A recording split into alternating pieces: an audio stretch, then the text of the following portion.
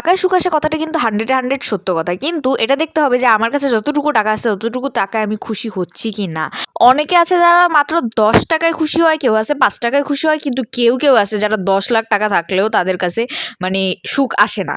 যাই হোক, আমার স্ট্রিট ফুড এক্সপ্লোর করার জন্য আমার পার্টনার হয়েছে আঞ্জুম আর সিনথিয়া, কিন্তু স্পেশালি ফুচকা, চটপটি এই টাইপের আইটেম ট্রাই করার জন্য আমার না সিনথিয়াকেই মনে পড়ে। আর যখনই আমার সিনথিয়াকে মনে পড়ে তখনই আমি ওরা কল দিয়ে বলি, দোস্ত চল যা একটু ফুচকা ভেলপুরি খাইয়েই আসি।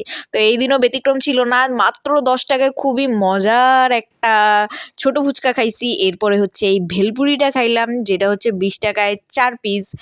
আর এরপরে আমরা হচ্ছে একটা ঝালমুড়ি খাইলাম। তো এই সবটা এখানে নতুন বসছে আমাদের এলাকায়। তো দেখলাম যে এখানকার যে ভাজা পোড়া আইটেমগুলো আছে, যেমন পেঁয়াজু, আলুর চপ, এগুলো না মজা, বেগুনিটাও মজা আর কি।